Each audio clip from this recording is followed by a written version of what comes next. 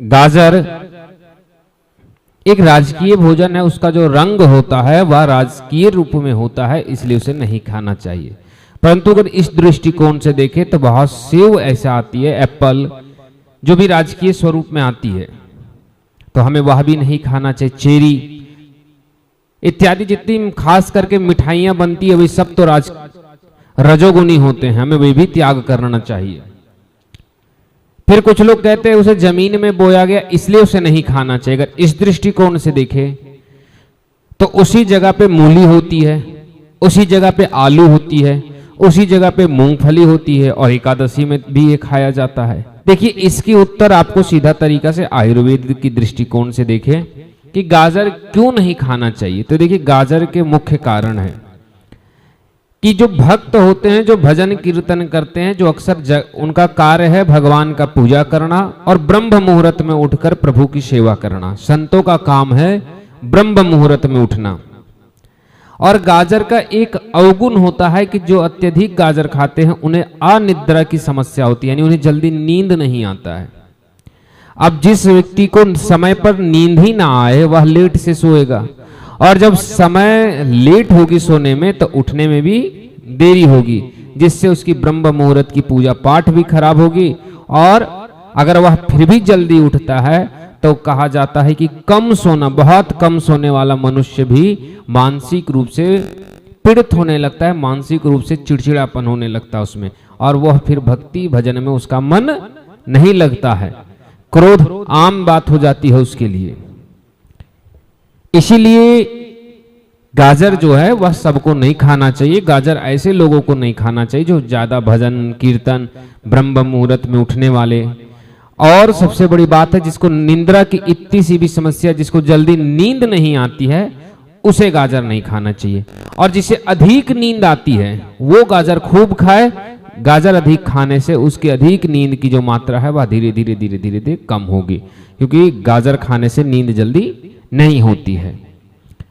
उसके बाद कहा जाता है कि गाजर खाने से सांस की समस्या होती है, सांस फूलना, सांस में हांफने लगना और अधिक सांस लेने में दिक्कत होना।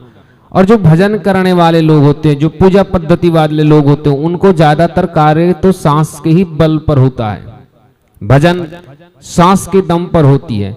तो यह हमेशा ध्यान रखना चाहिए कि जब हम गाजर अधिक खाएंगे तो हमारी सांसों में समस्या होगी, सांस लेने में। अस्थमा रोगियों को गाजर नहीं खानी चाहिए, अगर अस्थमा किसी को हो तो यह ध्यान रखना चाहिए।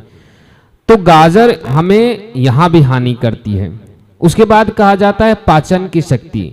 आयुर्वेद की दृष्टि में देखें तो गाजर खाने से समस्याएं ये होती कि गाजर पचता नहीं है, आप उसे खाओगे तो पेट में जल्दी खाना पचने नहीं देती, अपच की समस्या करती है।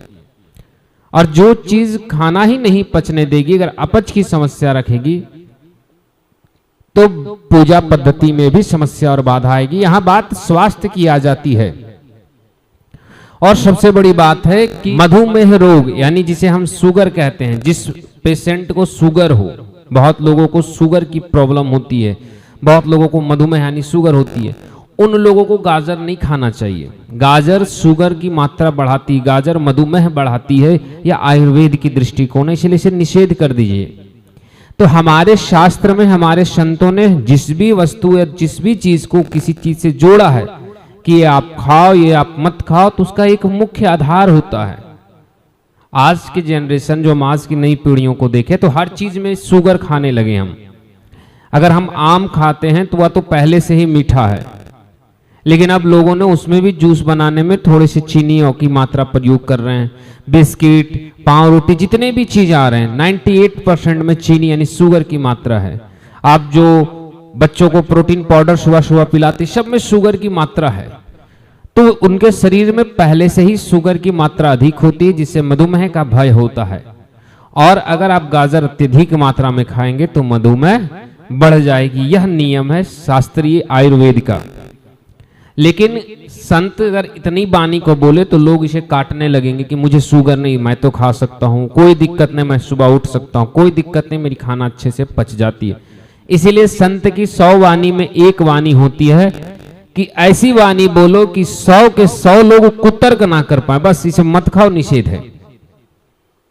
अगर इतना समझाएंगे तो कहा जाता है कि ये कलयुग है, यहाँ 100 में से 90 लोग ऐसे होते जो उसी चीज पर बहस करने वाले होते हैं।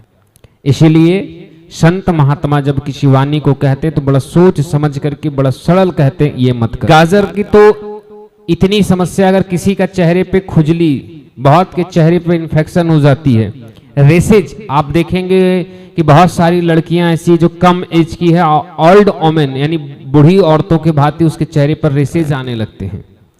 यह भी गाजर का एक बहुत बड़ा कारण है कि गाजर चेहरे पर रेसेज को जन्म देता है। यानी कि अगर ज्यादा गाजर आप खाएंगे तो आपका चेहरा रेसेज होने लगेगा, यानी कि वृद्ध के समान होने लगेगा। इसलिए गाजर की हलवा इत्यादि जो हम लोग खाते हैं ना, इसे उन लोगों के लिए ठीक बताया गया है जिसकी शुगर की मात्रा कम हो, जो व्यक्ति की नींद बहुत ज्यादा आती हो, ये लोगों के लिए ठीक है, लेकिन भक्तों के लिए ठीक नहीं है।